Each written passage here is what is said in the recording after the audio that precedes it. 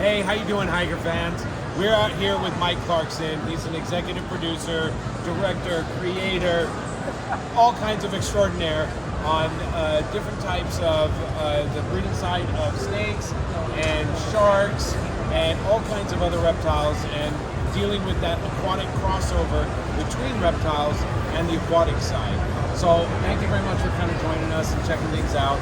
Wanted to get you a little bit of feedback. I know you use a lot of the Hygger products. I do.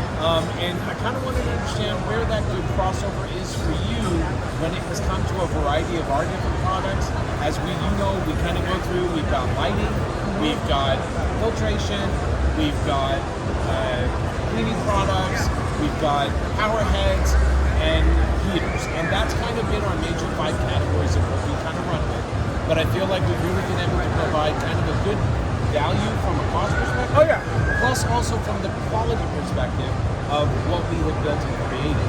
So give me a little bit of understanding as to kind of some of the things that you've done with our products and the application of it and kind of what you feel about it. Absolutely. So I am probably at this point the biggest aquatic snake breeder outside their native range, and really kind of pioneering that as a new in-between, because there's a lot of crossover for people fascinated by fish and reptiles. Right. And keeping aquatic snakes, you're keeping them in fish tanks. It's not a terrarium. They live in the water their entire life, and you need aquarium products. Right. But it's low-tech. They thrive well in low-tech. I've seen these animals in their native range, traveled to 36 different countries, and observed the habitat they prefer. Right. And it's that black water, kind of seedy water, not a lot of flow. So for that application, there's a few things you need. You need consistent humid temperature. Sure. These are animals that occur in an area with a very, if you're on the equator, Southeast Asia, most of them, Right. there's not a huge variant. Got it. But when I look at a heater, not only do I need accuracy, but I can't just have an exposed tube. Yes. So a lot of the classic heaters are dangerous because animals like, say, tentacled snakes are going to look to wrap around an anchor and burn themselves. So you want something that's got kind of a little bit of a casing, a little bit of a shell that's going to heat guard and heat protect for those precious animals at that point, so that they aren't getting in there and getting fried, unfortunately. Exactly. And I don't want something necessarily that's kind of, some of the thermostats are flip on, flip off, flip on. Right. And when you're talking low flow, Yes. that's not exactly what you're looking for. Yeah. You want a good stable.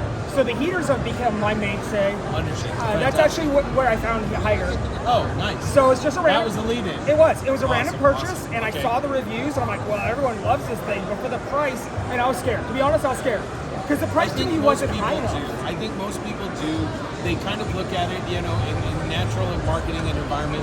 Most people kind of think of, okay, hey, if it's a cheaper product, it's going to be cheaper quality. Yeah. And that's not necessarily the case that we've kind of really tried to move forward and make happen. We've tried to keep everything affordable and make sure that we're putting out a good quality product as well. Yeah, and so I bought that first heater, and I had it, for a year before I bought another one. Because a lot of the animals in my collection do not exist in zoos. Sure. And they don't exist anywhere else. Got it. Like, I'm working with animals that have never been captive bred, that I am successfully captive breeding and sharing that knowledge with zoos and other researchers. So most everything has been wild, essentially. Yes. So I'm all starting with wild stock, because these are animals that have never been bred in captivity. They don't know how to breed them. In some cases, they don't even know how many babies they should have. So the data I'm collecting on size, weight, and litter size is actually scientifically useful information. Sure. But when you deal with animals like that, and they're often in colonies, you can have a single enclosure that is that whole project, that you have years and years invested into international trips to take water samples. Right. Your heater breaking is more than just that expense. It's damaging, absolutely. So once a heater became a reliable workhorse, I said, that's it, I'm switching them all. And that's when I started exploring the other products. And I was like, hey, Hygger makes a great heater, they're my forever heater. And then I said, well, the heaters work, so let me try the lights. And I put them up against my current USAs and some of my other lights. I'm like, these things crush it at a more affordable price to do 100 takes. Sure. And so that's one important thing. And what I'd say about the lights is lights that grow plants. Yes. Because when you're doing low-tech, sponge drive, the plants are your nitrate export. Without them, and what most people misunderstand about plants, they think I put plants in the tank and now I don't have nitrates. But if the plant's not growing, it's not exporting much nitrate at all. So you need a light that's going to make your plants constantly growing, so you're constantly trimming. If you're not trimming your plants, you're not exporting nitrates. And they're not growing. That's the thing. So I think a lot of people also forget that when you start to do a lot of the aquascaping, you're doing the horticulture type of work like that, if you're not, it's like our own hair, right? If you don't trim our hair, doesn't continue to grow. At some point, it does stop. Yeah. My hair's only gotten so long. And it's not useful, again, to the core principle of low tech. Yes. That you have a closed cycle. If it's not growing, Correct. it's not extracting, Correct. and your algae is going to start kicking up.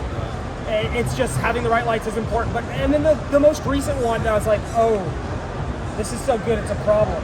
And I mean that in a good way, was when you're doing sponge drive and stack tanks, oftentimes I'll have like the air pump on top of the tank. Sure. And some of the other brands I won't mention, which eventually get really rattly, and that buzzing is Yes. to these very sensitive animals where a filter would be too much disturbance for them. They live in placid, still, nasty water. Any movement's a crisis. Yeah. So that little causing a little water movement actually causes stress. Yeah. So I And switched that's up one to of the things with a lot of our air pumps and everything. Most of them have all the little soft feet on there as well, so that keeps the vibrations way down. Well, even and that helps considerably, and even just the overall sound of very silent. There's several of the ones that we have. Oh, it's so nice walking into my aquarium rooms now, and it not just sounding like I have bees. Right. Like it always sounded like bees. But you know, the animals and the adjustability. I would say the build, and forgive me, I think it's the ultra quiet, the Ultra quiet. metal body. Yes. I mean, yeah, you're paying a little bit more for that. Correct. But the adjustability, Yes. because again, these are sensitive animals. I don't want to crank air. But you can't get it, you could tune it. Being able to tune it Right. and not have vibration, Makes a huge difference. I think I ordered 4 more last month, and I'll probably do That's 4 more awesome. next month. I mean, That's great, and I think that's been the great thing, and I really appreciate his time. You know, you've been fantastic with us.